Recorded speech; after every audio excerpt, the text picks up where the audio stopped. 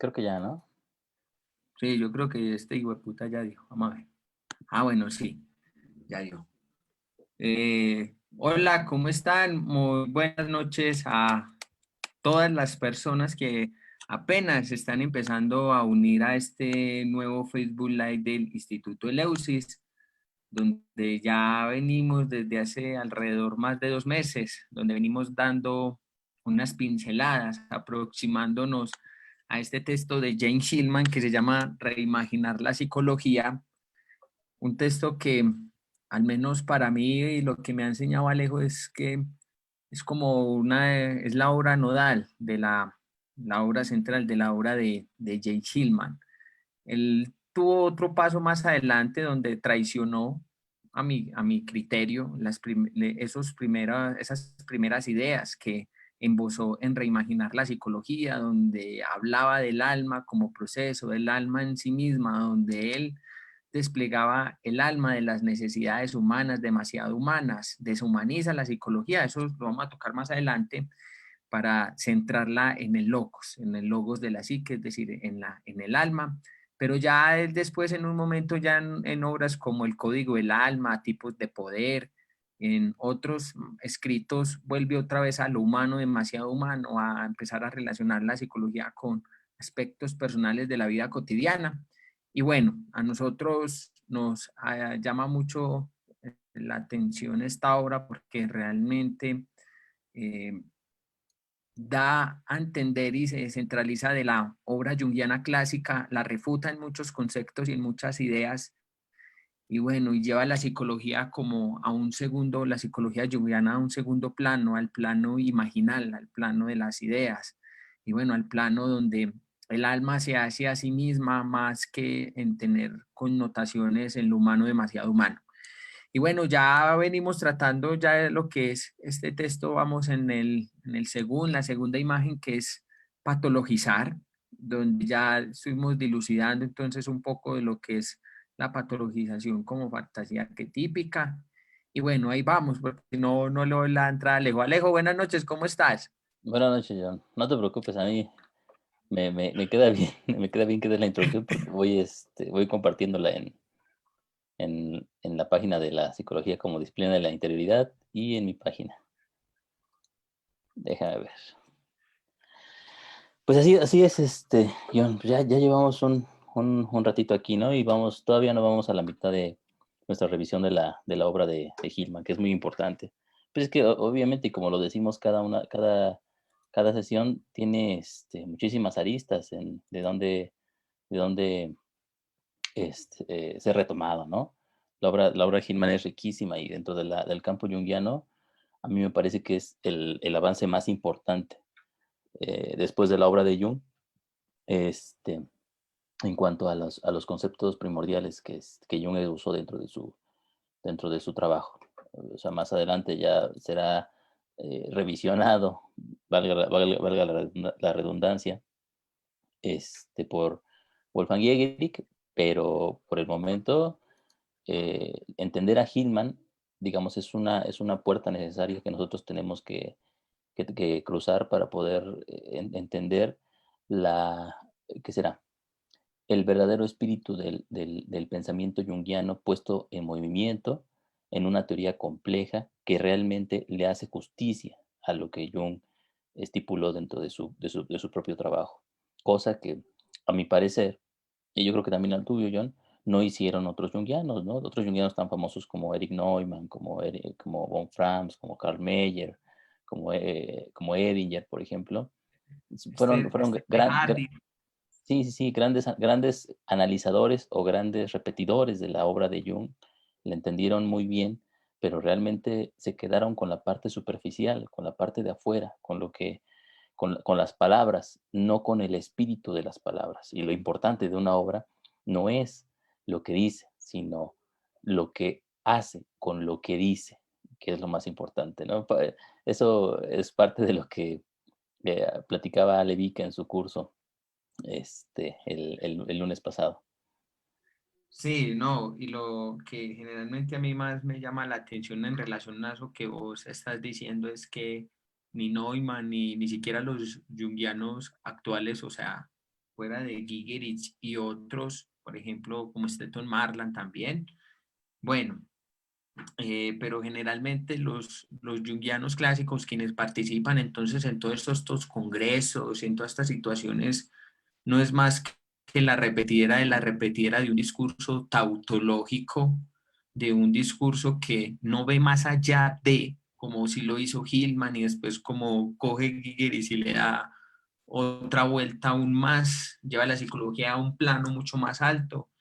Y bueno, y realmente la psicología junguiana, más como Jung la entendió y como vos estás diciendo, se quedó entonces con lo básico, ¿no? Se quedaron con lo básico, con las ideas bajas más sencillas o más a connotación a entender como complejos, arquetipos, mitos, cuentos de hadas, ánima, ánimo, sombra, que no es más como, digamos, los conceptos, como diría Enrique Eskenazi, como más fácil de asimilar una obra, pero la obra mucho más madura de Jung, sus tratados alquímicos, su obra más profunda, más madura, realmente fueron muy pocos los que fueron capaces de seguirla, entenderla o comprenderla o ver un poco más allá de esa obra. Y bueno, y lo que hacen es, como decir, estas tajando de las ideas de Jung y volver a decir lo mismo una y otra vez de forma diferente, pero que no aporta nada nuevo a lo que es el avanzar del pensamiento junguiano.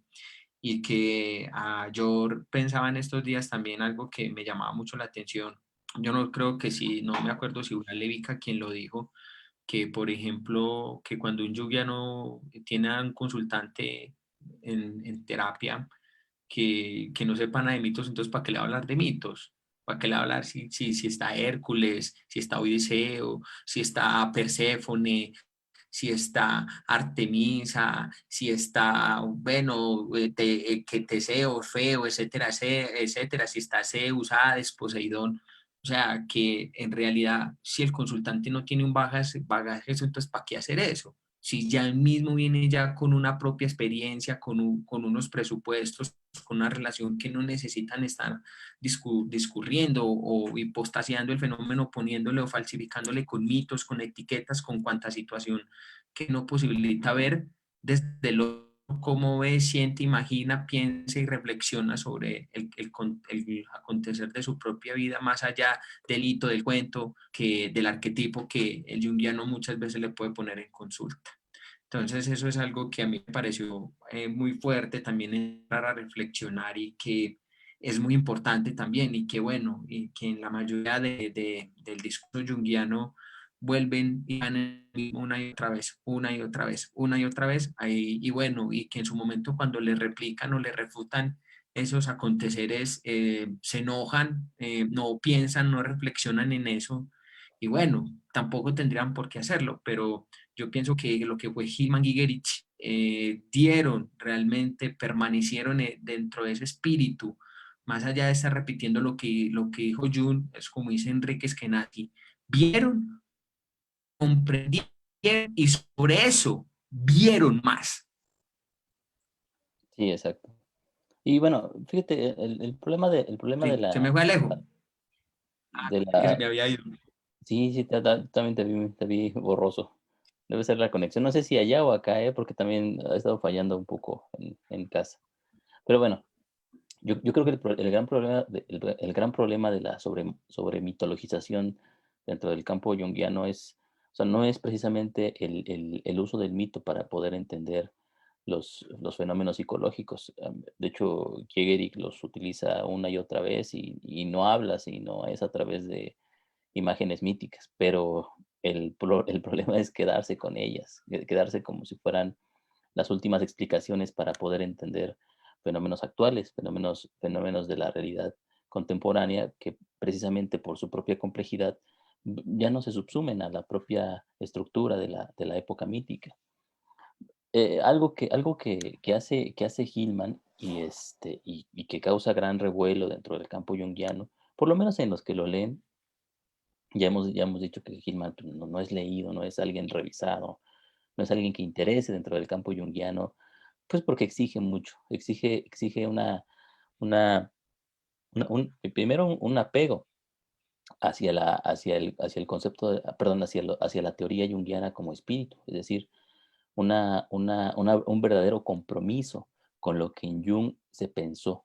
Ajá. O sea, no lo que Jung pensó, sino lo que se pensó en Jung y a través de la obra de Jung. Entonces, Hillman exige ese compromiso para el que no todos están, y la mayoría de los junguianos no están para eso.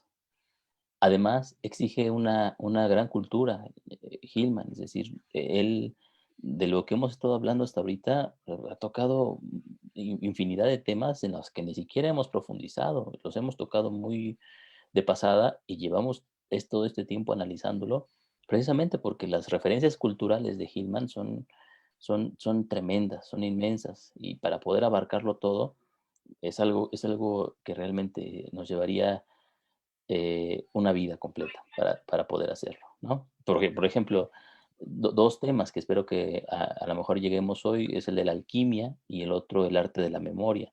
Esos dos temas son tremendos, son inmensos, y para abarcarlos pues necesitamos habernos metido un tanto en ese mundo que exige de nosotros, primero, tiempo; segundo, dedicación; y tercero, ¿cómo se llama? Una mente refinada que esté todo el tiempo atenta a la necesidad de sí misma de poder cultivarse cada vez más. Entonces, esto no todos los junguianos lo quieren, la mayoría de los psicólogos, y es que la psicología está construida de esa manera, la mayoría de los psicólogos buscan o buscamos formas técnicas de poder afrontar los fenómenos.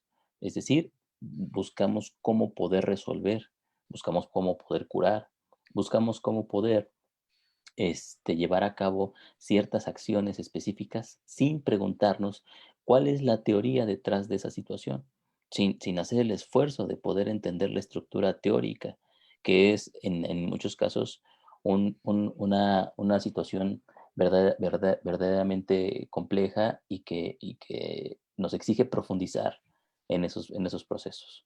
Entonces, no es tan fácil, y para ello, pues hay que tener una disposición específica ante esa situación, ¿no? Sí, Tú ya lo habíamos platicado, ¿no? O sea, tú mismo le has preguntado a junguianos eminentes, qué piensan de la obra de Hillman, y dicen muy filosófica, ¿no?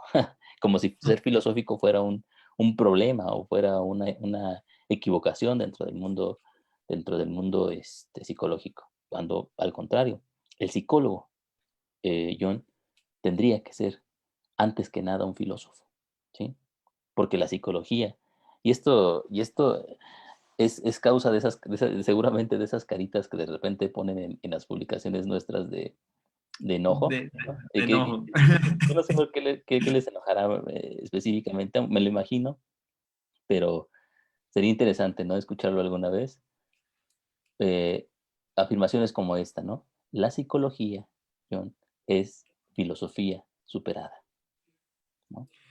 Sí, y es tanto así que eso mismo también le preguntaba a un analista colombiano de aquí que es reconocido, pero es muy mofón para mi criterio. Cuando yo le pregunté qué pensaba de la obra de Gigres, no, mira, para mí Gigres no es más que un filósofo. Entonces, donde no encontramos un pragmatismo, una herramienta o algo que hacer, entonces no sirve, porque entonces ahí podríamos estar arrancando en la misma cuestión de la falacia misma naturalista también en ¿No? relación a lo que entonces le preguntaba, no, que era muy filosófico y esto, y ese mismo analista junguiano que se mofa de que, por ejemplo, Hillman es el guía espiritual de su camino y uno ve que coge y distorsiona las ideas, las acomoda a su gusto, a su criterio y no es capaz de ver más allá de ellas mismas, sino que las sigue aterrizando a un plano junguiano, a un plano junguiano clásico. Entonces uno dice, bueno, ¿dónde realmente está ese salto? O coge estas mismas ideas y las tergiversa como una cuestión personalista, muy vacua, instrumental, en función de un sujeto, más que de lo que está haciendo el alma misma. Entonces son cosas que realmente a uno le llaman muchísimo la atención en ese proceso, porque entonces al servicio de quién, Pero fíjate, de la falacia o de lo que el alma está mostrando en sí mismo. sí, exacto. Dale. Eso que tú dices, pues es producto de la falta de compromiso de los psicólogos con su propio objeto. Es decir, es em, un desarrollo muy natural de la falta de, ¿qué será? De, de ganas, ¿sí? De poder profundizar en estos temas de manera verdaderamente compleja, lo cual requiere un sacrificio realmente. O sea, requiere el sacrificio de nuestra propia vida en eso, porque leer a estos autores, profundizar en esto, pues obviamente no lo obtienes en un seminario de fin de semana o en un, ¿cómo se llama? O en un diplomado cada 8 días, ¿no? Es una cuestión de vida, o sea, es una cuestión de la que no te puedes zafar. Estás comprometido con ello todo el tiempo y todo gira alrededor de eso. Todo, o sea, es decir, desde el trabajo, desde la familia, desde tus propias ideas, se van construyendo y reconstruyendo alrededor de ese compromiso que se tiene con el tema, John. Y te lleva y te jala y no te permite hacer otras cosas. No te permite vivir la vida como lo hacen los demás. Es una verdadera posesión, es un verdadero compromiso. Ahora, otra vez aludiendo al título de la obra de Stefan Zweig, es una lucha contra el demonio, ¿no? Sí, sí, ya sé por qué todavía no he conseguido novia. Ya agarrado, hermano, no hay tiempo para otras cosas. Bueno, sí. Muy bien, ya. Entonces, Oh, el tema con el que entramos es precisamente el que tú decías, ¿no? La falacia naturalista. Ese es un tema muy importante. Gilman, o sea, a partir de la primera sesión nos ha ido derrumbando las ideas prácticas de la psicología una por una. O sea, no ha habido sesión en donde no tengamos ¿cómo se llama? Que tirar a la basura varios de los elementos de la propia psicología como prejuicios que no han sido pensados de manera profunda.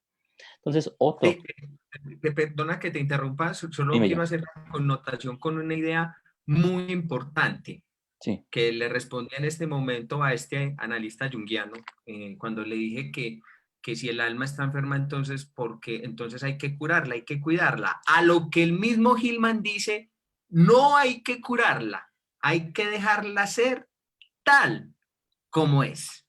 así es. No Sí. hay ni que tratarla ni que curarla, hay que dejarla ser tal como es.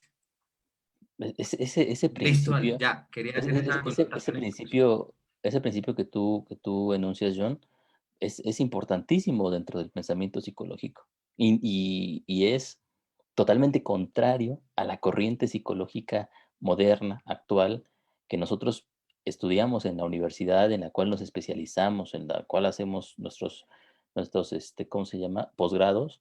Esa psicología, o sea, tiene como principio el cambiar al fenómeno, el transformarlo, el moverlo, el hacerlo diferente. Y las psicoterapias, el curarlo. Pero como tú dices, ¿qué pasa? O sea, y esto habría que preguntárnoslo como psicólogos, ¿qué pasa cuando un autor como Hillman nos dice que no tenemos que curar al fenómeno, que tenemos que dejarlo tal como está, que nuestro deber como psicólogos es salvar al fenómeno tal como es, ¿no? Eso, híjoles, a mí la primera vez que lo escuché se me hizo una revolución completa, pero bastante coherente en ciertos sentidos. Y ya cuando llevas un rato pensando esta situación desde esa premisa, pues obviamente surgen nuevos horizontes que antes parecían que no estaban ahí. Y estos esfuerzos de toda la psicología académica y científica, que tal como la estudiamos hasta este momento, pues parecen niñerías en contacto con esa gran idea de una psicología basada en la autonomía del propio fenómeno, ¿no? Si psicólogos como Carl Rogers hablaban de una psicología centrada en el sujeto, ¿no? Nosotros hablamos de una psicología centrada en el alma no como un substrato ni como un elemento metafísico, sino en el alma como una visión, como una idea que se va desarrollando y que se va desplegando alrededor de sí misma, ¿no?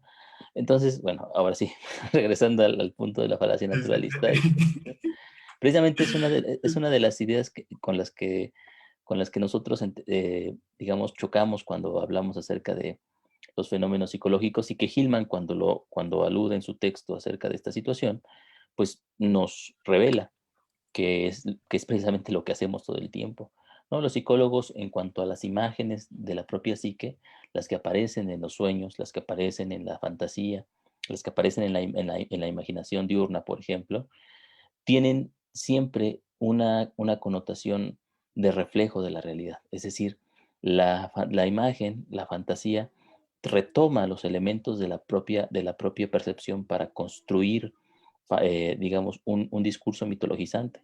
Pero no es que la fantasía surja de la propia relación del sujeto con el mundo, ¿no?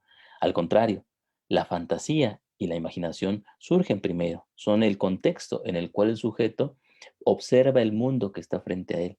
Y a partir de esa observación, ¿sí? Atravesada por una imagen fantástica, el sujeto va percibiendo. Es decir, la persona no ve a través de sus sentidos. Sus sentidos son, primero, imaginación. Entonces, cuando los psicólogos, por ejemplo, vemos, y sobre todo los psicólogos junguianos, porque obviamente esto no lo vamos a ver en otras corrientes, pero cuando los psicólogos junguianos, por ejemplo, analizamos un sueño, en el sueño puede aparecer un elemento de la naturaleza o un elemento de la vida cotidiana del sujeto. Y entonces lo primero que hacemos nosotros es observar cuál es su relación y cómo se puede comparar con algún elemento externo parecido, ¿no? Dice Hillman, ¿no? Aparece un árbol enfermo dentro del sueño, entonces yo como psicólogo lo comparo con un árbol normal y digo, este árbol enfermo no tendría por qué estar enfermo, entonces su enfermedad implica que hay una patología que hay que curar, que hay una patología que hay que cambiar, porque el árbol no tiene que quedarse así, el árbol tiene que curarse, el árbol tiene que ser un árbol sano, tiene que contener todos los elementos que permitan que se parezca al ideal natural que nosotros tenemos ¿cómo se llama? En nuestro propio perjuicio. Ese ideal natural ni siquiera está en la naturaleza, porque en la naturaleza nunca hay árboles perfectos, siempre hay árboles diferentes unos de otros. Y en la imaginación, menos, porque cada imagen que aparece en el mundo de la fantasía no es comparable con ningún otro elemento distinto de sí mismo. La imagen contiene todo lo que necesita dentro de sí. Este es un estatuto de Giegerich mucho tiempo después. Nosotros podemos decir entonces que cuando una imagen aparece en el proceso psicológico, en la psique del sujeto, esta imagen no tiene por qué ser comparada con nada más. El árbol enfermo tiene que estar enfermo. ¿Sí? El árbol enfermo no tiene que ser cambiado, ni transformado, ni Ni curado mejorado. ni mejorado dentro de la propia psique del sujeto. El árbol enfermo es lo que necesita en ese momento, porque es una expresión propia del alma, ¿sí? De este proceso de la conciencia observándose a sí misma a través de la construcción de imágenes. Y, por lo tanto, si nosotros dejamos de atender a ese fenómeno, a esa imagen que se nos aparece en pos de un ideal que nosotros tenemos sobre cómo tendría que ser, entonces ya lo abandonamos, ya nos fuimos muy lejos de ese fenómeno por algo que no le corresponde. Y al final acabamos imponiendo sobre ese fenómeno nuestra propia necesidad inconsciente, ¿sí? No inconsciente porque venga del inconsciente, sino inconsciente porque no somos nosotros, no hemos reflexionado acerca de ella y por lo tanto se nos oculta a nuestra propia razón. Sí, y fíjate que eso, generalmente eso en la psicoterapia junguiana suele ocurrir mucho. Por ejemplo, lo que este sueño, por ejemplo, mi mamá, mi papá aparece, por allá mi hermanito, esto cómo se ve reflejado entonces en relación con mis hermanos en el afuera, con connotación desde el afuera, qué está ocurriendo. Y, o sea, si el sueño no tiene una connotación que se ve reflejada en el afuera, entonces no sirve para nada, no sirve para nada, según como establece un analista junguiano que se llama Robert, dice que si el sueño no tiene un significado como tal en el afuera, entonces el sueño no sirve de nada. Entonces, pues, ¿Cómo así? O sea, es decir, o sea, que el sueño tiene que estar comparado con estas connotaciones que estamos hablando, naturalistas, cotidianas, en pro de lo externo y no en relación a lo que está estableciendo la propia imagen del sueño, que no tiene que ver con connotaciones ni de compensación, ni de autoayuda, ni ser feliz, ni bueno, etcétera, etcétera, sino que es un proceso que se está dando en sí mismo y, y entre menos lo contamine uno con elementos de afuera, es más profunda esa reflexión del sueño sobre sí mismo. Lo que pasa es que eso es un trabajo muy fuerte, eso lo conversaba con Luis Orozco en un momento cuando decíamos que generalmente siempre estamos contaminando las imágenes o lo que llega siempre con elementos exteriores. Lo que pasa es que es muy complicado, es muy complicado. Pero realmente ese es el esfuerzo al que nos invita Hillman. Y eso que si lo planteáramos desde Gigeri sería aún muchísimo más complejo. ¿Por qué? Porque es complejo, porque estamos hablando de sí, que estamos hablando del alma, que en sí misma es complejidad pura y dura, es compleja. Entonces, cuando nosotros se intenta, por ejemplo, por medio de connotaciones entonces de la razón técnica instrumental, como diría Heidegger, de connotaciones materialistas, de dar ese paso entonces del naturalismo a lo científico, de estar siempre en la cuestión externa del fenómeno, de poder encajarlo con algo desde afuera, estamos perdiendo la imagen viva del fenómeno, la fantasía pura, en este caso de la depresión. ¿Para qué le estamos metiendo a la depresión entonces el mito, el cuento de hadas? Ay, sí, estás por allá como Perséfone, estás por allá en el inframundo, deprimida y que no hay qué. ¿Y por qué meterle un elemento mitológico? Bueno, mal lo haría, pero lo que pasa es que ahí se me fue pronto otra connotación, pero por ejemplo relacionarlo con temas de la vida cotidiana o desde la afuera, o con un neurotransmisor, etcétera, etcétera, que eso no estoy diciendo que no sea relevante, pero hay que mirar en sí misma cuál es la conciencia que tiene esa depresión, cómo está, o sea, es como se está haciendo el alma y cómo nosotros vemos a través de eso. Entonces, si caemos en esa falacia del naturalismo, de estar poniéndole a la imagen, a la fantasía pura, elementos o relacionarla con elementos desde la afuera, estamos perdiendo la imaginación viva de lo que se está desplegando ahí en sí mismo. Sí, exacto. Y fíjate que el resultado de eso que tú dices, John, cuando nosotros, cuando nosotros damos primacía a lo que percibimos y lo consideramos sobre lo que fantaseamos, eh, esto degenera en materialismo, ¿sí? Es decir, en esa necesidad básica en donde la psique, dice Hillman, debe obedecer a las leyes perdón, en donde la psique debe obedecer las leyes de lo físico, es decir, de lo material. Sin embargo, el, la, la, como lo podemos observar nosotros en los sueños, ¿sí? El mundo de la imaginación, el universo de la fantasía, es un universo completamente diferente al natural. Es distinto, es una matriz completamente más compleja, más rica en algunos aspectos, pero que además le dan forma a la visión que tenemos acerca de lo natural. Nosotros no vemos a través de nuestros sentidos, ya había dicho yo, sino que vemos a través de la imaginación.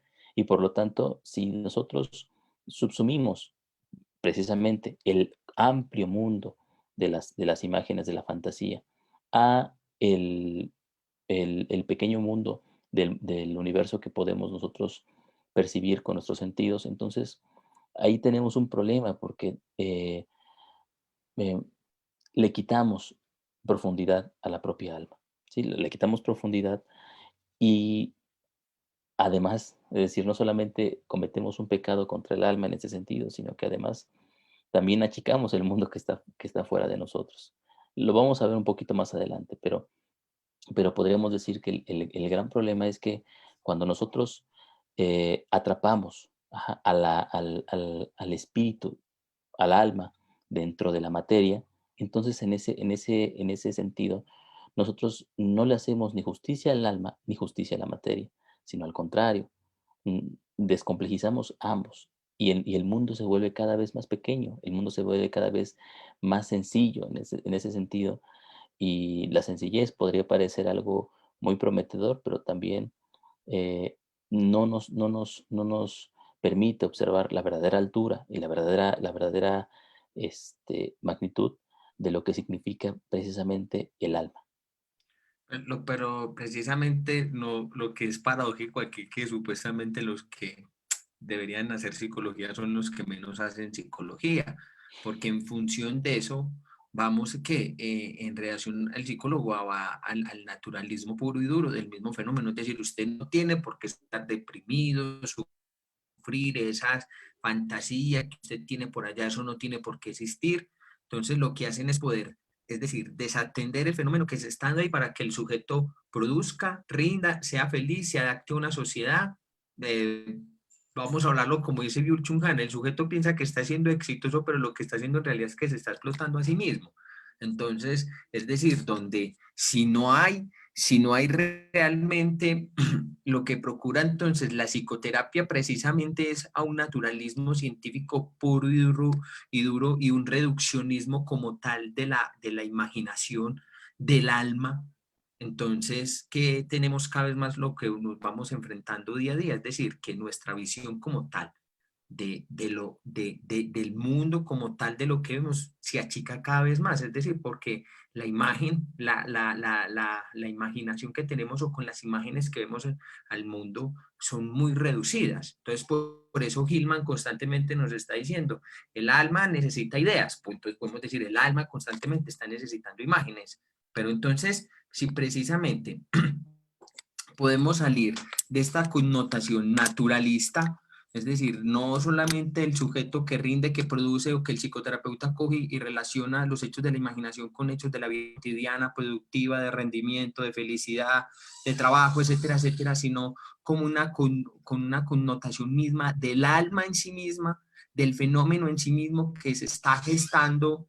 Podría haber esa posibilidad de que sí o de que no, pero de atender lo que en ese momento está llamado a atender y es saber por medio de eso que le está ocurriendo y que el trabajo como tal del psicoterapeuta es poder acompañar, atender ese proceso que se está dando ahí.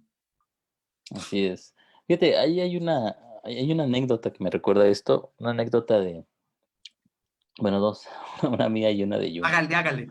Una anécdota que contaba Joseph Campbell en una conferencia sobre Jung, eh, decía, ¿no? O sea, decía que Jung precisamente en una conferencia, una persona del público le había preguntado, bueno, pero ¿y a mí de qué me sirve saber todo eso que usted nos está explicando, ¿no? O sea, yo he vivido felizmente durante toda mi vida sin saber eso que usted nos dice.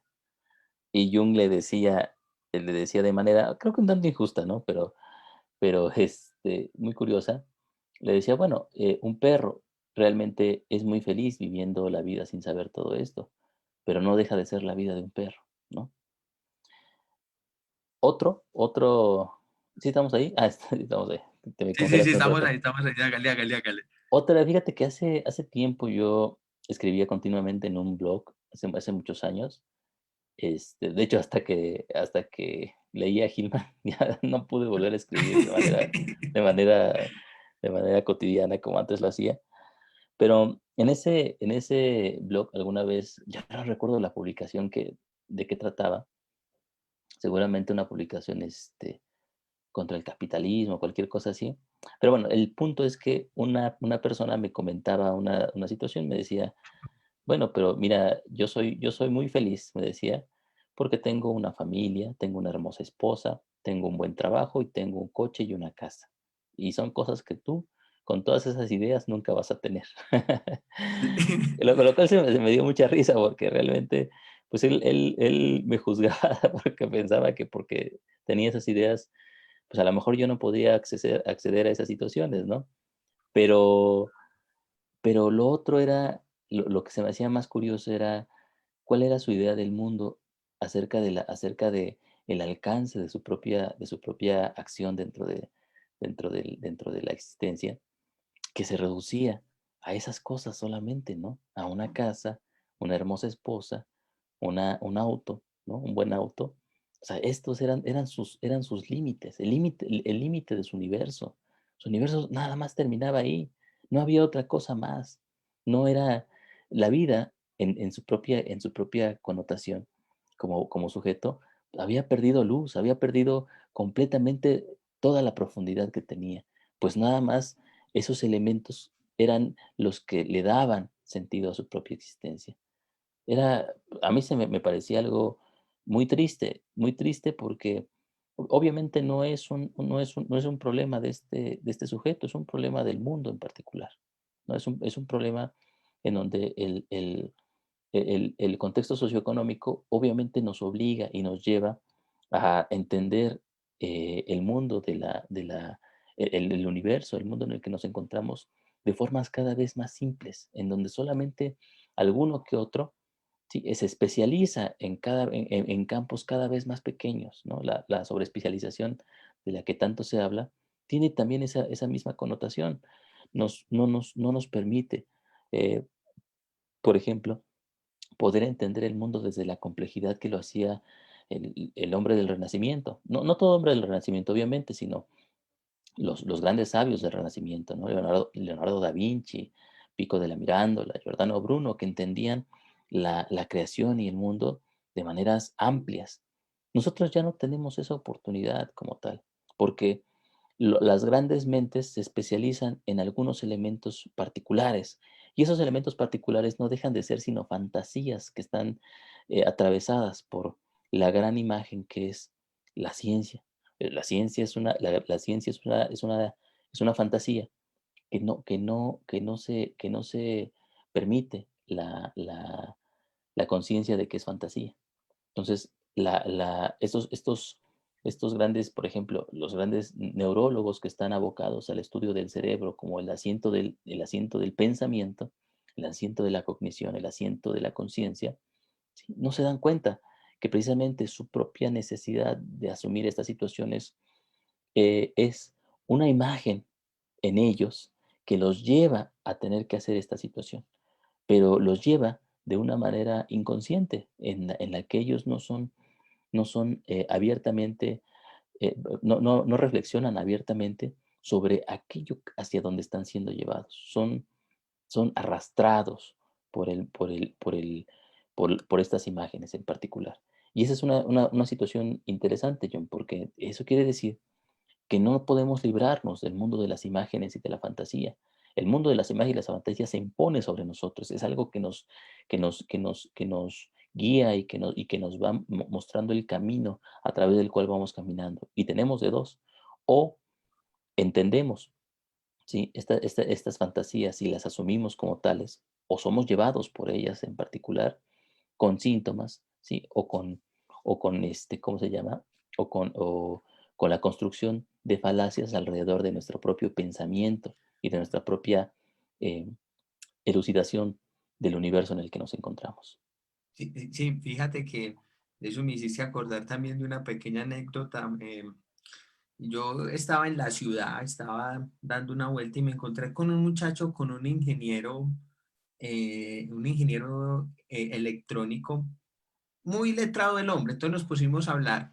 Cuando yo le dije, lo que pasa es que a ti, tú no eres libre en realidad completamente, porque resulta que cuando tú quieres hacer una cosa, resulta que hay un fenómeno del externo que que te dice no lo puedes hacer porque te niega lógicamente y se te impone. Entonces ahí hay una contradicción en realmente que somos libres y realmente otras cosas que podemos hacer, pero que no podemos hacer entre lo que queremos y entre el ser y no sé qué. Entonces me dice, eso no es ninguna contradicción. Eso no es ninguna contradicción, eso es sino lógica. Si yo sé que está ahí, no lo puedo hacer, no lo puedo hacer. Y yo, eso es lógica.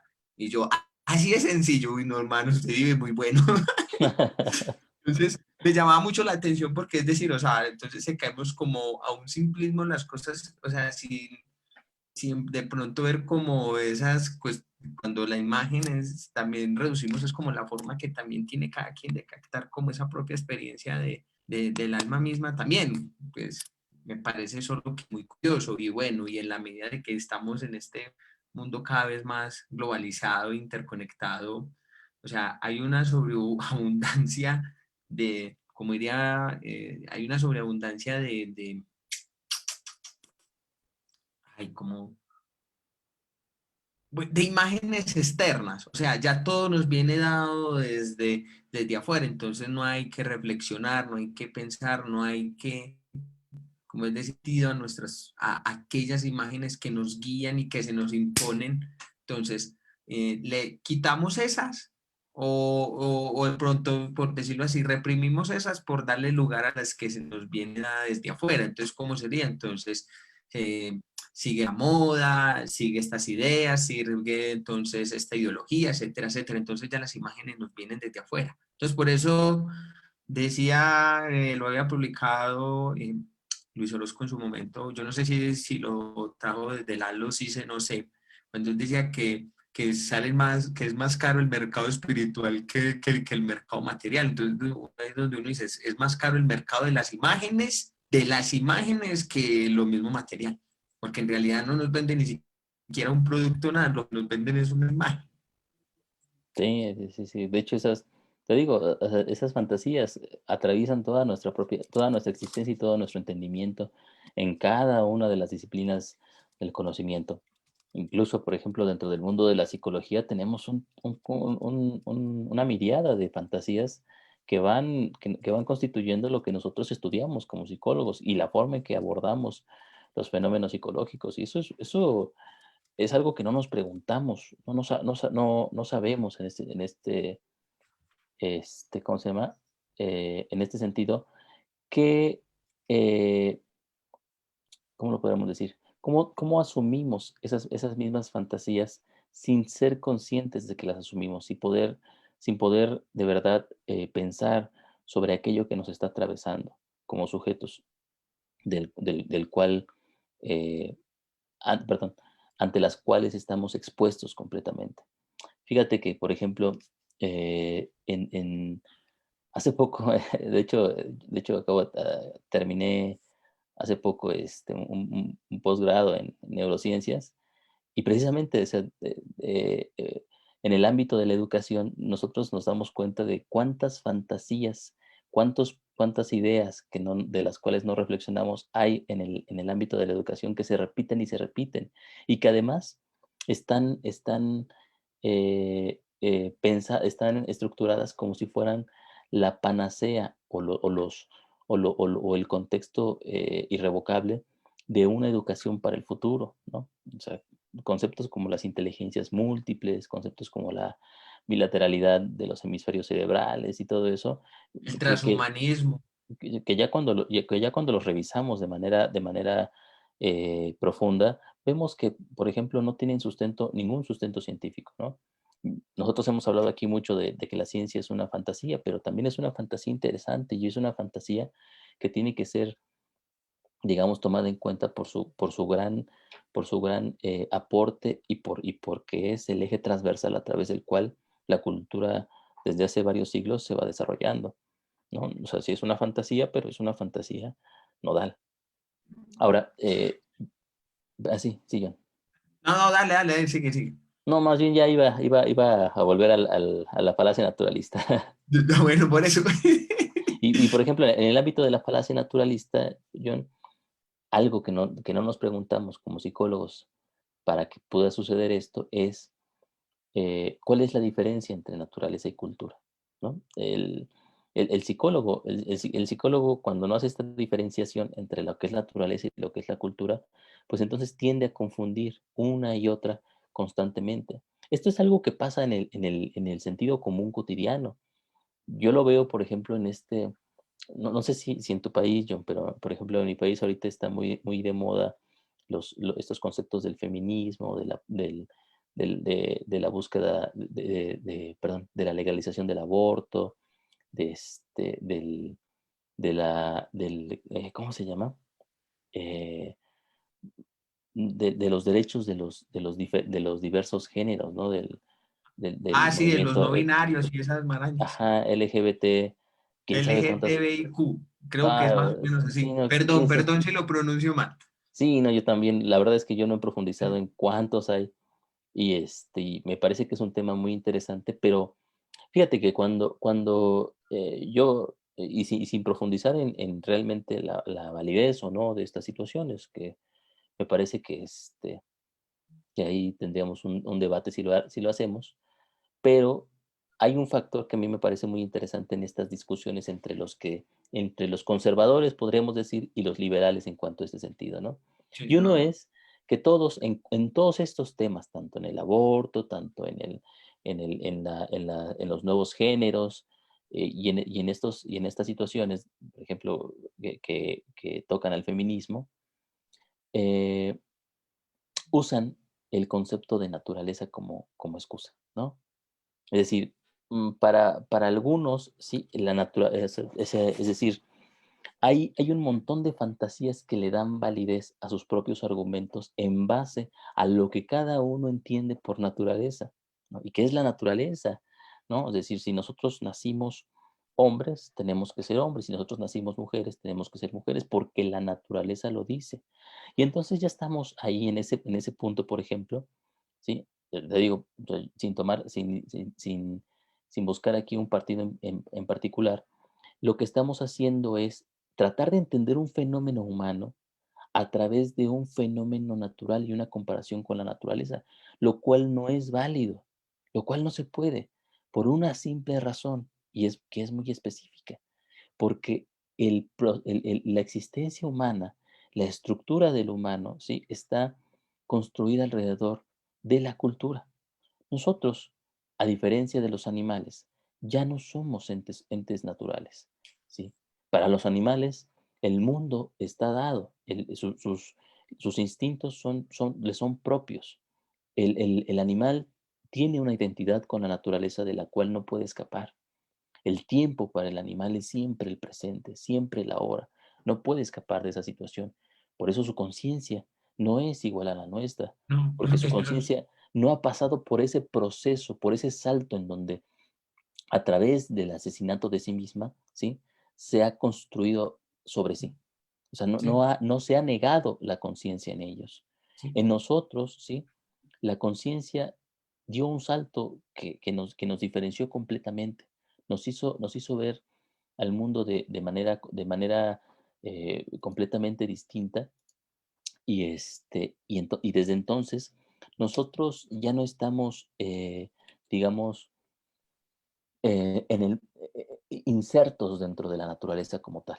Ajá. Es decir, no es que la naturaleza no nos toque, obviamente, tenemos un cuerpo, tenemos necesidades físicas y todo eso, y somos un cuerpo en particular. Pero este cuerpo, como dice Gilman, ya es una ciudadela de imágenes.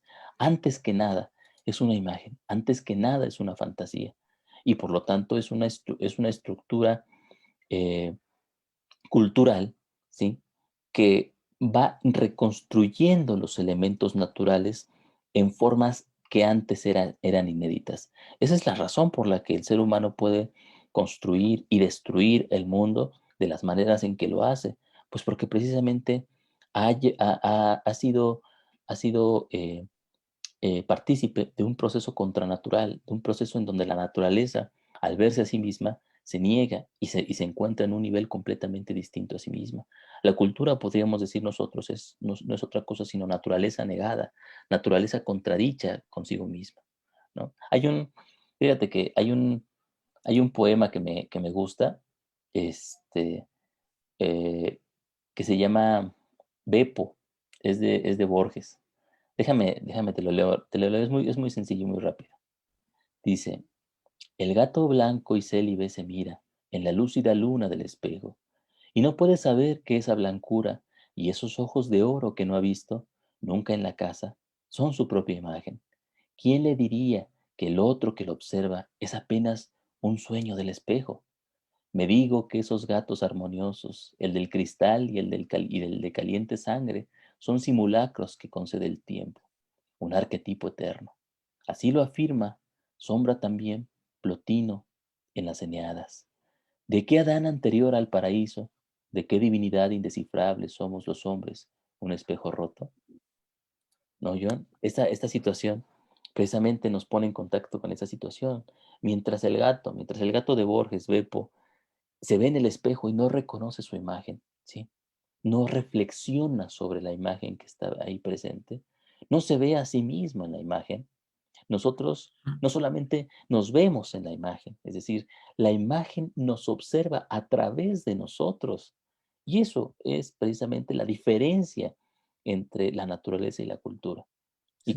Y cuando queremos nosotros delimitar un proceso psicológico, una imagen psicológica, a un proceso natural, no podemos primero, o sea, no podemos por contexto, no podemos porque no es posible, es decir, no podemos salirnos de la imagen y de la imaginación, y por lo tanto lo que hacemos es simplemente negar que estamos imaginando y expresar una fantasía materialista.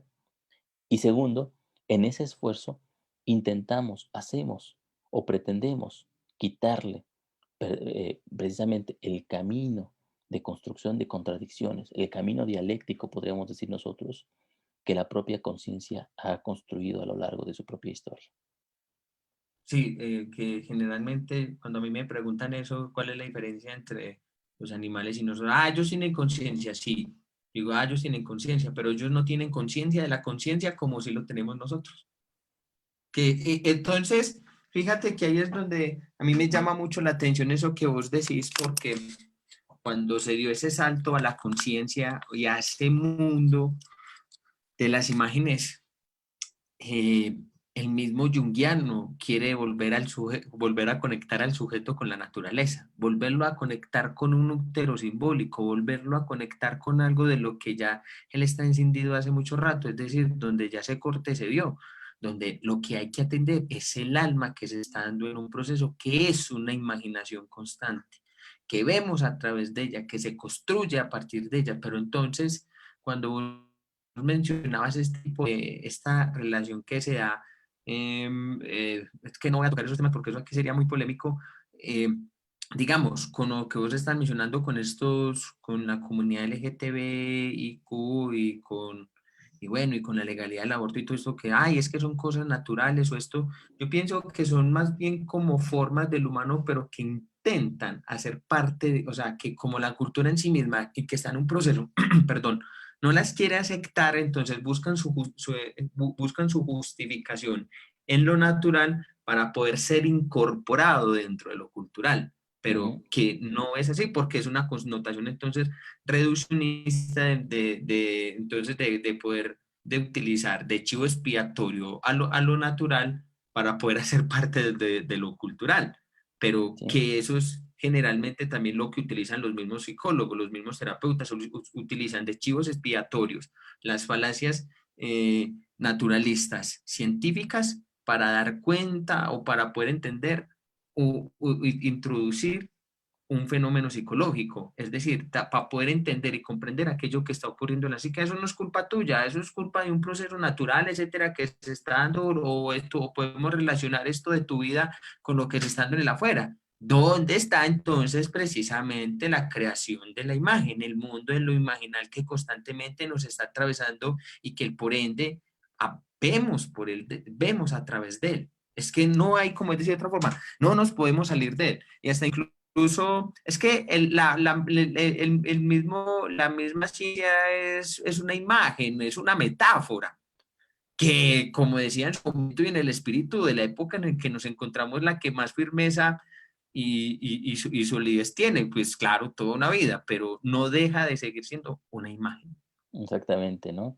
Y en estos movimientos, fíjate que yo reduzco y a lo mejor ahí eh, peco de ingenuidad, John, pero yo creo que si, por ejemplo, Yo también. en estos elementos, John, del que hemos estado hablando, ¿no? Del debate sobre el género, del aborto y todas esas situaciones, si más que intentar justificarlo desde un ambiente natural, tanto los que están en contra como los que están a favor, ¿sí? Lo pudieran observar en su propia connotación como un proceso cultural al que habría que aludir en términos de derecho, de política y de economía, por ejemplo, digamos, la situación sería un poco más sencilla, ajá, porque ya no estarían en los vericuetos falaces, obviamente, de si esto se apega a algo que nos es ajeno de todos modos, que es la naturaleza como tal, ¿sí? Sino que, pues, como cultura, como procesos culturales, es algo que tenemos que debatir como sociedad, es algo que tenemos que construir ir, digamos, asumiendo, también como los constantes cambios sociohistóricos que se van dando a pesar de que nosotros no queramos, ¿no? Es decir, incluso podríamos nosotros preguntarnos hasta qué punto la difusión perdón, la expansión de los géneros implica la eliminación del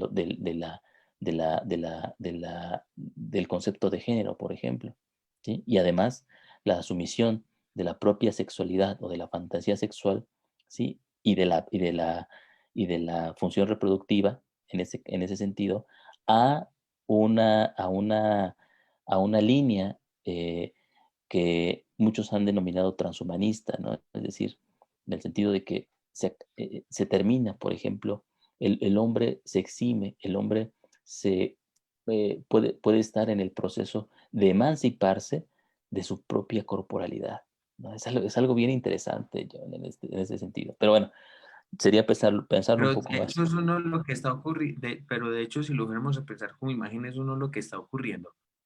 Así Pues, o es. sea, por ejemplo, en un sentido, por ejemplo, con el transhumanismo, entonces, de cómo a través de toda esta inteligencia artificial ya se empieza a negar la instancia o la limitación que tiene el cuerpo para volverlo mucho más potente, más ágil. Eso no es lo que creo que hasta incluso están haciendo ciertas fuerzas militares o hasta incluso la misma psiquiatría.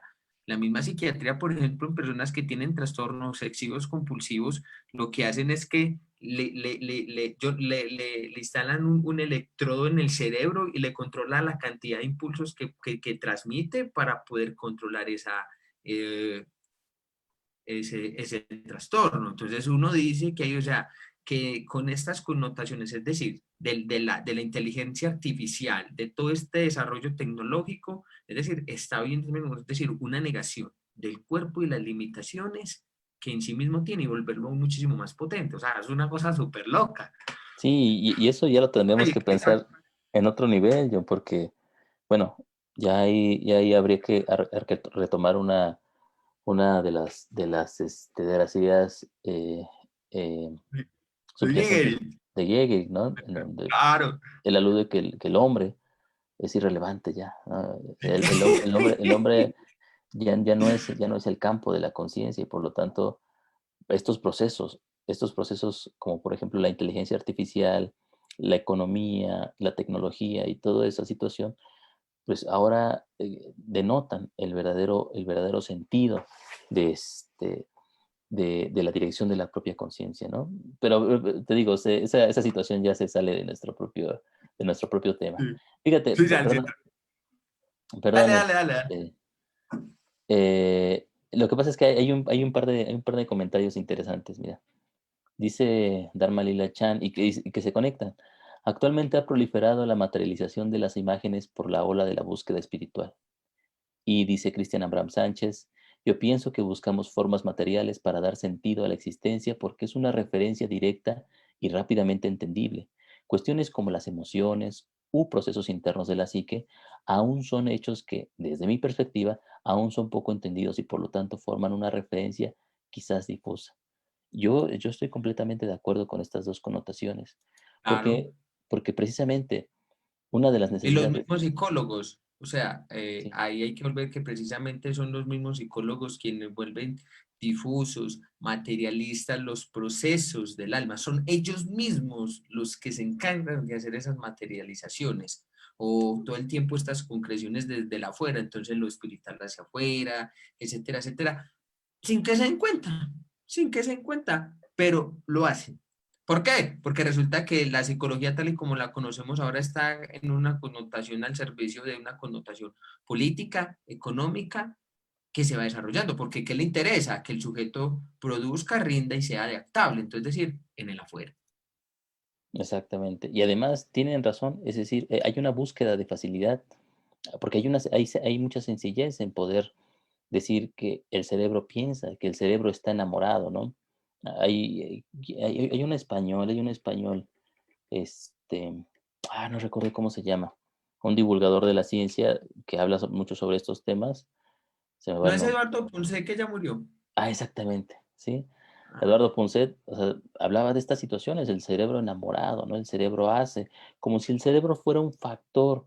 Fíjate que cuando los científicos hablan acerca de estos elementos, cuando, digamos, materialistas sobre la conciencia, no, ellos no se dan cuenta, no lo asumen como tal, pero, digamos, utilizan, eh, eh, hipostasían los elementos, los elementos materiales aún más, es decir, los convierten en factores, en daimones, los convierten en entes animados que construyen, que hacen, que piensan, que actúan y que tienen una vida particular. Es interesante, porque ellos no se dan cuenta de esa situación, pero cuando hablan en sus libros acerca de las estructuras cerebrales, por ejemplo, cuando ellos eh,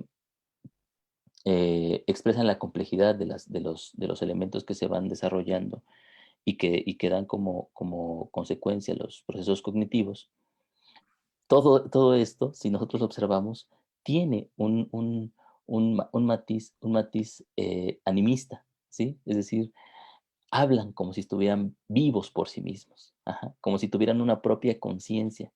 Esta conciencia que le atribuyen a la neurona, esta conciencia que le atribuyen al cerebro y del cual no se dan cuenta, ¿sí? No es otra cosa, sino la propia imagen que se ha metido en ese propio fantasear y ha puesto su granito de arena, ¿sí? Ha puesto su propia necesidad en esos elementos.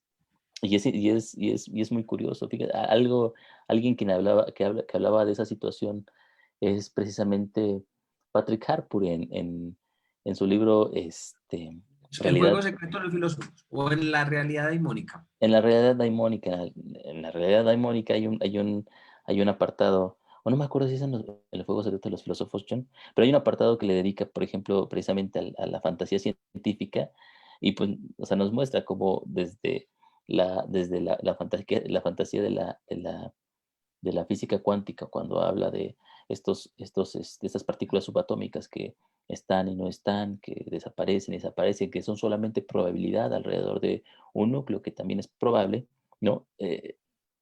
Hay un matiz daimónico en ese mismo elemento, ¿no? El daimón, dice Patrick Harpur, se cuela en la racionalidad científica, en esta fantasía que no acepta que es fantasía, y la convierte también en una imagen a analizar. Sí, claro, es que lo que pasa es que una de las cuestiones que surge con el paradigma científico es que necesita la certeza, necesita la verdad, o sea, necesita lo tangible, o sea, no se permite fisuras, no se permite la parte maleable o en movimiento como tal de las cosas, sino que necesitan tener las certezas absolutas. Entonces, por ejemplo, como vos estás diciendo, hay una hipostasia, hay una hipostación constantemente. Y y eso mismo pasa con los fenómenos psicológicos, que por eso, ya voy a decir, es que Hillman establece que, por ejemplo, la falacia naturalista, porque hay una cuestión de hipostasis constantemente en las imágenes.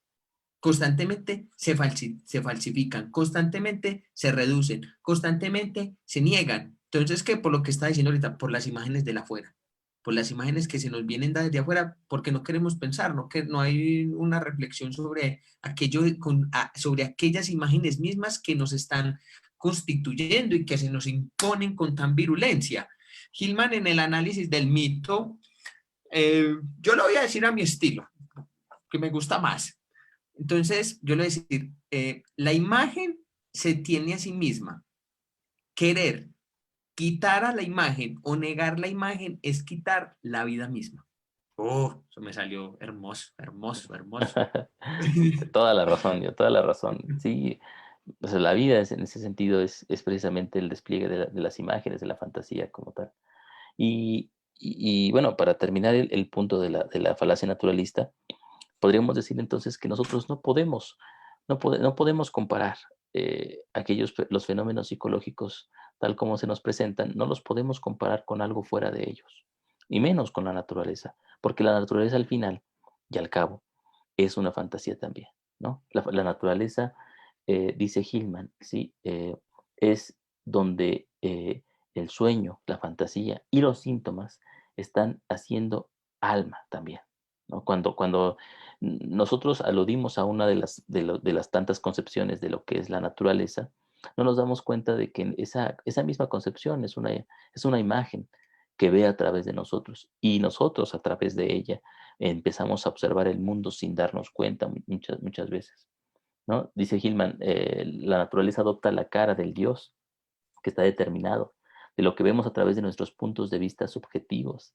Eso es muy curioso porque quiere decir que si cuando nosotros no somos conscientes o no reflexionamos sobre lo que vemos, acabamos siendo presa de aquello que no vemos, ¿sí? O más bien, acabamos siendo esclavos de aquello que vemos, de aquello a través de lo cual vemos, es el punto o el problema de los prejuicios y de las ideologías.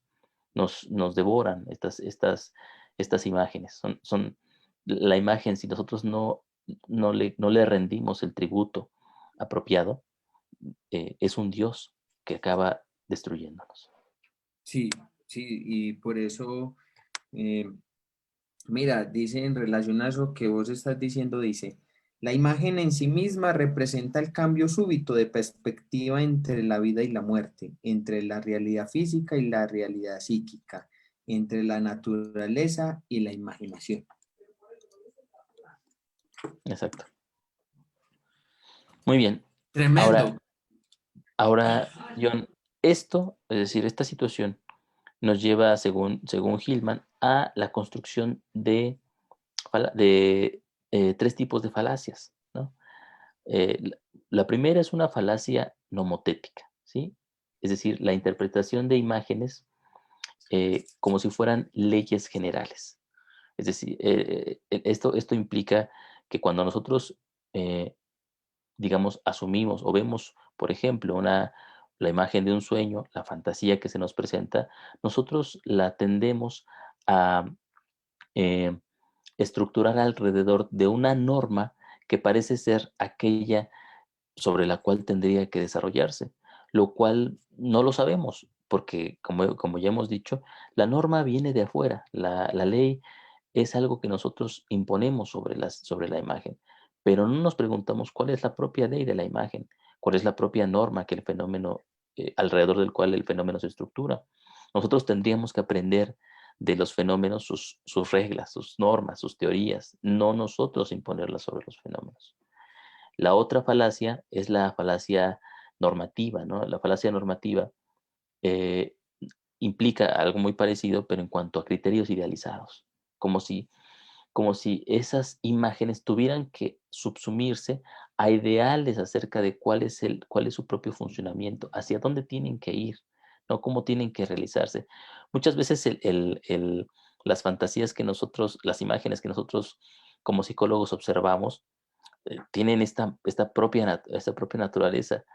Eh, el héroe, por ejemplo, dentro de la fantasía, siempre tiene que llegar a un punto, ¿sí? El arquetipo tiene que desarrollarse de cierta forma. El niño interior tiene que construirse de cierta manera.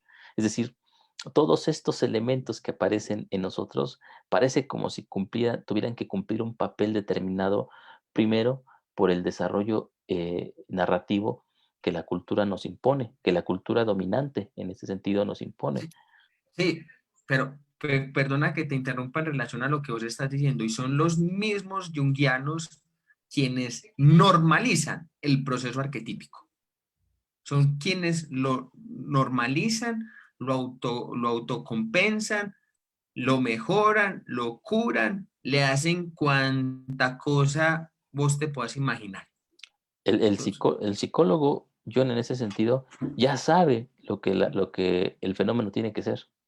Ya sabe Claro, ya sabe lo que el síntoma tiene que, o sea, el síntoma tiene que cubrir ciertos procesos, ¿no?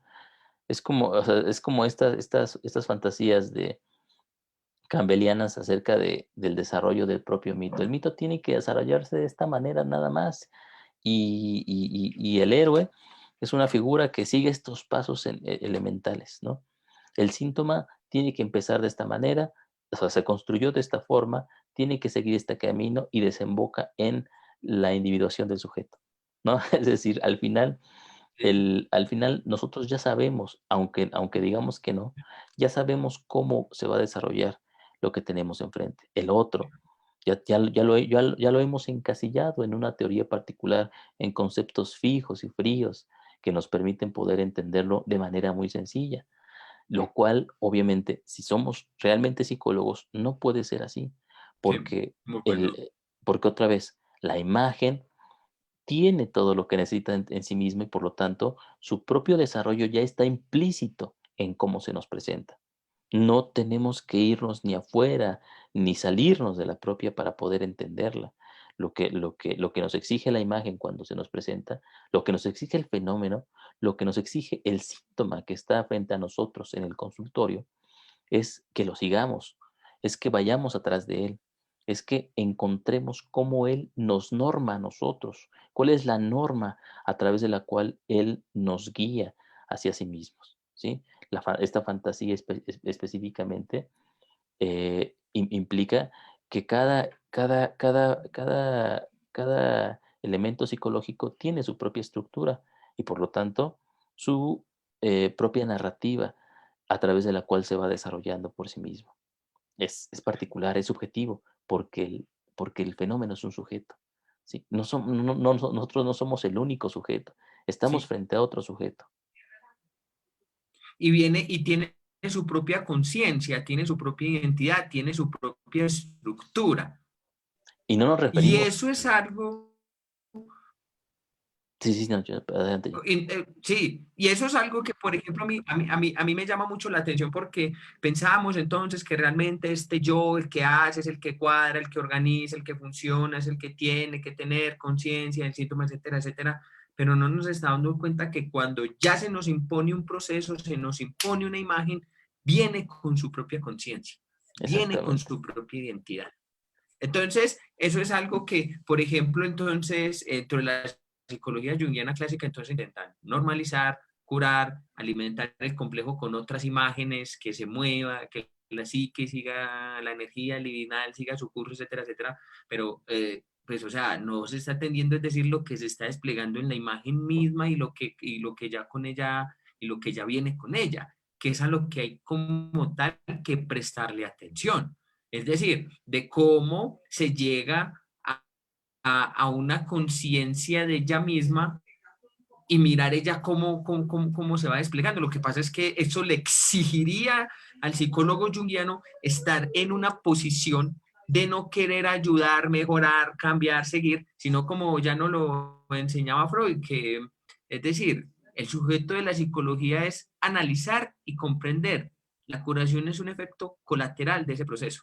Entonces, es decir, en la medida de que yo estoy en el proceso de comprensión, de atención, de reflexión sobre la imagen misma, ya estoy haciendo el trabajo. Ya si por medio de eso se cura, pero no es el objetivo que tiene que tener la imagen.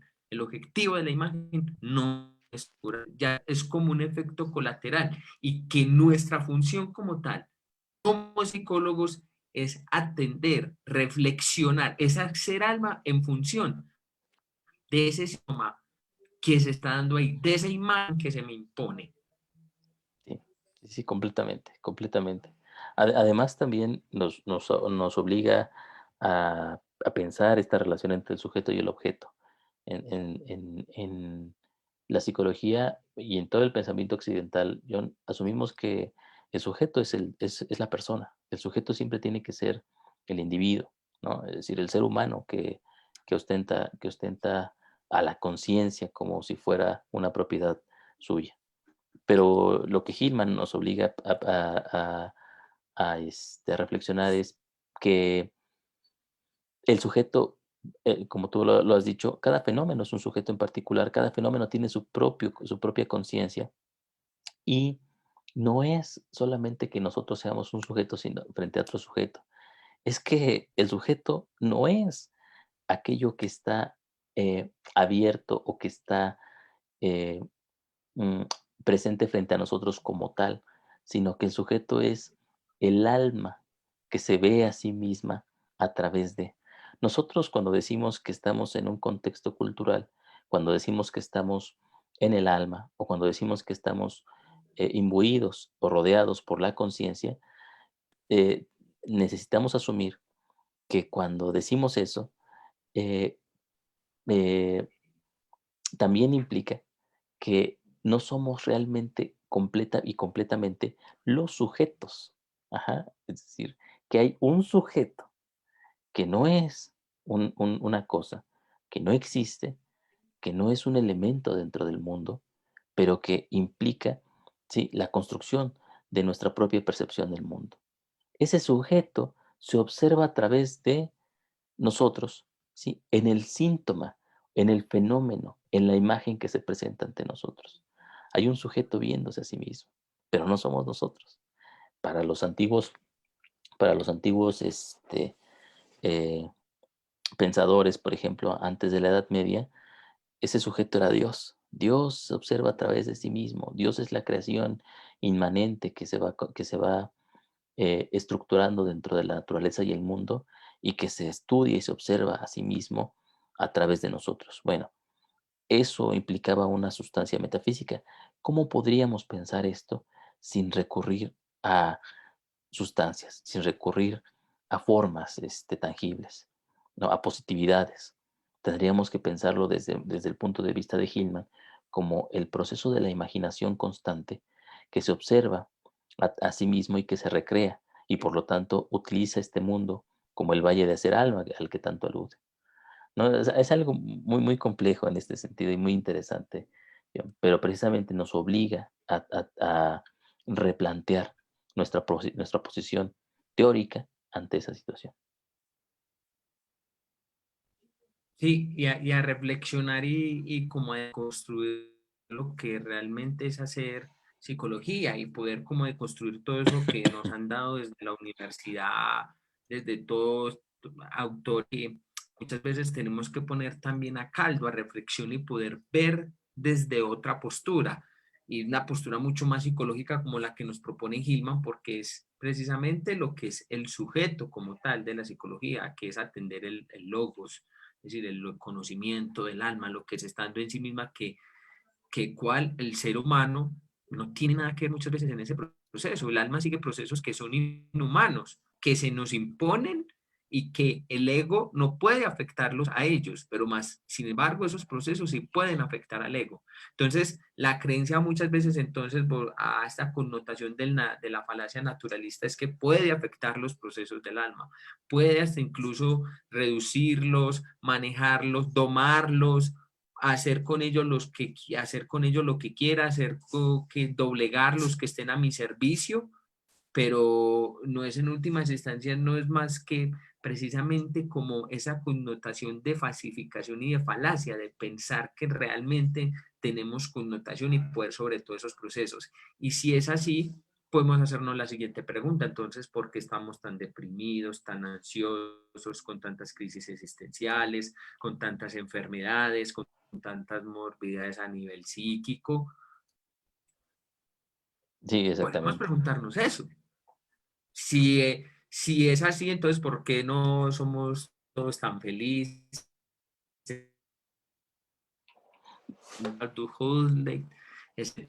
Si fuera así tan sencillo, y hasta incluso mucho más, si la connotación de la falacia científica, en este caso del mismo naturalismo, tiene las respuestas a todo eso, entonces es muy fácil curarnos, ¿no?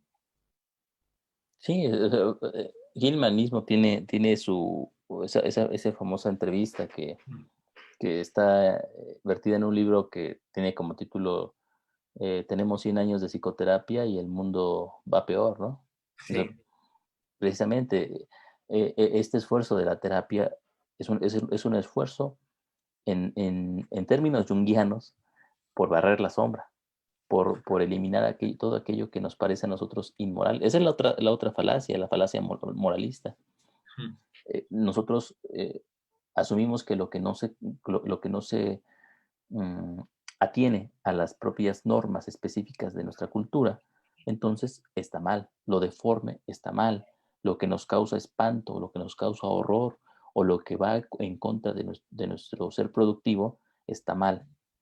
Y por lo tanto, la psicología se ha construido como una destructora de la sombra del ser humano.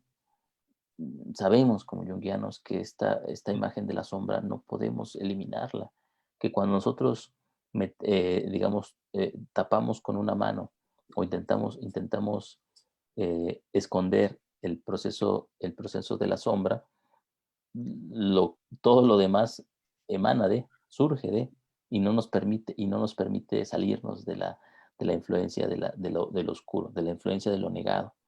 Esto Sí, negado, sí. no, que igual te iba a decir que que la misma psicología junguiana dentro de sí misma tiene una sombra perversísima, grandísima. Empezando por eso. Ujú. Así es, exactamente. Bueno, en este sentido, entonces, la construcción de una psicología normal, John, es decir, una psicología basada en elementos que se deben llevar a cabo, en ideales a través de los cuales la conducta, los procesos psíquicos se tienen que subsumir, no es posible.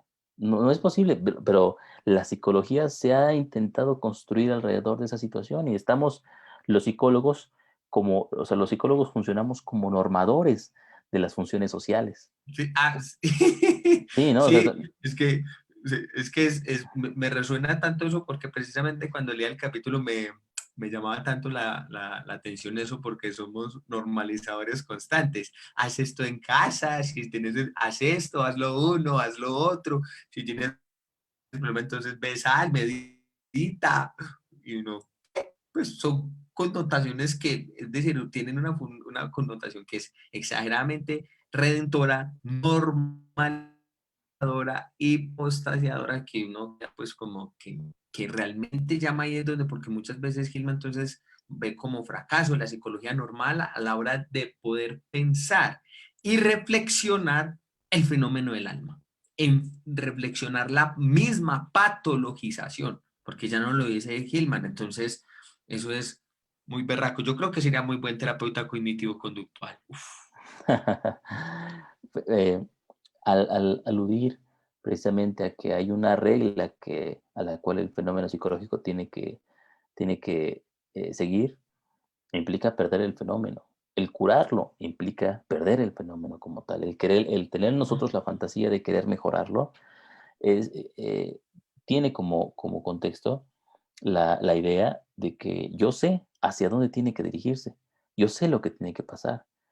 Y los psicólogos estamos muy embebidos por esa situación y por eso de repente muchas veces la sombra del poder en la psicología, si lo que Uwe Bullkrieg llama la destructividad dentro de la psicología, que es una forma del poder en psicoterapia, está muy presente como en el mundo de los psicólogos, ¿sí? Precisamente porque al querer nosotros normar y decir qué es lo que está bien y qué está mal en el mundo de la conducta, en el mundo de lo psicológico, híjoles, nos cargamos de una, Parecemos de- sacerdotes predicando, sí, sí, porque venimos a ver qué imágenes son buenas, qué malas, qué imágenes hay que cambiar, qué imágenes tenemos que normalizar, qué imágenes que tenemos que desechar. No hacemos que la imagen siga lo que tú quieres hacer. Como pastores dirigiendo ovejas, en este caso, digamos, de imágenes vengan a mí que yo las dirigiré. No así, no así. sí, exactamente, ¿no? Me Cuando salió nosotros, bueno ese dicho, ¿vale? paténtalo yo. Cuando, Sí, sí. cuando nosotros, cuando, precisamente cuando nosotros hacemos esto, John, como psicólogos, eh, lo que perdemos es la variedad, lo que perdemos es la complejidad y la profundidad del alma como la visión que nos permite poder entender la realidad. Y, y en cuanto a fenómenos, por ejemplo, o sea, tú ya lo has dicho, ¿no? Y lo vemos cotidianamente en el mundo de lo psicológico. Los psicólogos nos las pasamos viendo y nos la pasamos dando consejos acerca de cómo tienen que ser las cosas. Una de las normas dentro de la psicoterapia, John, es el psicoterapeuta no tiene que dar consejos, pero realmente esto nunca lo actuamos, todo el tiempo damos consejos. Todo el tiempo damos consejos de cómo tienen que ser las cosas, aunque pretendamos no dar consejos, damos consejos. El matrimonio tiene que desarrollarse de esta manera. El cuidado de los hijos tiene que ser de esta forma en particular. El niño tiene que hablar bajo estas prerrogativas. El niño tiene que comportarse bajo esta situación. Si tú quieres tener hijos, tienes que haber, digamos, ser una pareja responsable, bla, bla, bla. Si quieres, ¿cómo se llama? Educar a tu perro de una forma particular, tienes que ser una persona como tal. Es decir, estamos llenos de ideales que se nos imponen desde afuera acerca de cómo tenemos que desarrollarnos, qué tenemos que hacer. Y John, si nosotros vemos el mundo tal como es, si nosotros como psicólogos salimos de nuestro cascarón teórico, de la academia, de nuestros libros de autoayuda, y vemos a las cosas tal como son, lo primero que observamos es que nada sigue una norma particular. Es decir, los matrimonios son tan variados como puede ser, digamos, o sea, cada pareja es un universo en particular. Cada paternidad es una situación subjetiva que nos obliga, que nos impide, digamos, reducirla a elementos estructurales. O sea, no hay una norma realmente en el comportamiento humano ni en su conducta, y menos en las fantasías que se van estructurando, porque ya habíamos dicho nosotros, cada una de ellas tiene su propia norma dentro de sí misma. ¿Sí? Y si a una pareja, por ejemplo, en terapia de pareja, algo le funciona o algo le pasa, la otra es completamente distinta y le va a funcionar algo completamente diferente. E incluso si yo utilizo algo que le sucedió a esta pareja simplemente porque se parece a la otra, entonces en ese momento yo ya estoy negando la individualidad de la pareja como un fenómeno psicológico. Sí, y eso que dentro de una misma pareja también hay connotaciones también a nivel imaginal que son completamente diferentes. Es decir, dentro de una imagen, es decir, dentro de la imagen pareja también están otras imágenes dentro. Eso también es muy particular y es realmente lo que hay que atender. Entonces, cuando uno escucha a los terapeutas de pareja, no, tienes que seguir estas normas, escuchar atentamente, vivir, darle cariño, afecto, a la otra también. Entonces, son dictando como sacerdotes en el púlpito cómo se debe vivir o cómo se debe qué hacer. O sea, entonces eso es algo que realmente lleva como a el fracaso de la psicología normal en poder comprender el fenómeno psicológico y por eso nunca lo va a normalizar. Por eso nunca lo va a normalizar, lo va a lograr atrapar, porque independientemente de todas sus estratagemas y connotaciones materialistas, naturalistas, no va a ser capaz de atraparlo. ¿Sabe qué es lo único? Es más, cuando el fenómeno psicológico o la imagen avasalla al psicólogo, la denuncia, la niega, estamos llenos de enfermedades, hay que poner más cuidado de tanta ansiedad, de tanta crisis existencial, etcétera, etcétera. Parecemos pregoneros en función de lo que se está desarrollando en la imagen. Y cuando ella nos avasalla, inmediatamente la denunciamos, la queremos rechazar y la queremos hacer más o menos como poniendo la metáfora eh, de Giordano Bruno, que queman ahí pues por pensar diferente. Lo mismo pasa con la imagen que se nos va imponiendo. Estar ahí, qué mala, entonces la exorcizamos, terapia cognitiva conductual, terapia sistémica, venga, metámosla bajo la forma, desarrolla tu potencial humano, no tienes por estar triste, sé feliz, psicología positiva. Entonces, todas esas son formas de negar a la imagen y una denuncia constante de que frente a lo psicológico aún no sabemos qué hacer. Y nunca vamos a saber qué hacer. Y voy a citar a Gigerich. Es como pretender que vamos a ser capaces de levantar la serpiente de Midgard como si nada.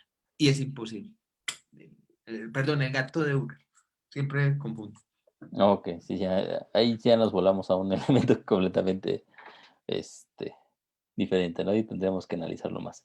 Pero sí, sí, John, tienes completamente la razón. Ahora, ya para terminar, porque, bueno, ya se nos alargó esta situación. Yo pensé que íbamos a ver el Ay, tema sí. que íbamos a alcanzar el de la alquimia y el arte de la memoria, No lo alcanzamos, no lo alcanzamos, no lo pero no. alcanzamos. Pero bueno, a lo mejor podemos cerrar con esto, John. Aún la búsqueda de una norma, la búsqueda de reglas que a través de los cuales nosotros podamos medir el fenómeno, también son una fantasía. Y como fantasía, también tienen su propio valor, porque eh, es muy diferente si nosotros asumimos que imponemos la regla a si asumimos que la regla se nos impone a nosotros. Es decir, que la fantasía de la regla nos ayuda a poder entender y comparar a las imágenes en particular. Porque la regla precisamente lo que nos permite es tener dos visiones de un mismo fenómeno. ¿Sí? Entonces ya no solamente tenemos ahí, en ese sentido, o sea, la regla ya no reduce al fenómeno si lo vemos de esa forma, sino al contrario, la regla multiplica el fenómeno. Y en el ámbito de la imaginación, la multiplicación es la regla, ¿no? En la regla.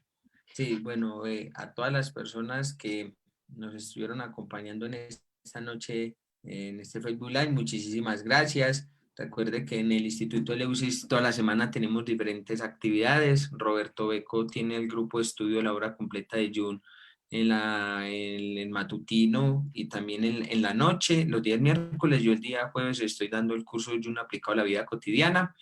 Los días sábados tenemos entrevistas con grandes eruditos o conocedores a profundidad de la obra junguiana, postjunguiana y también otros referentes de la psicología transpersonal. Entonces, para que estén atentos a todas las actividades que tenemos en el Instituto Eleusis. Muchísimas gracias y nos vemos en un próximo encuentro. Hasta el próximo martes, nos vemos.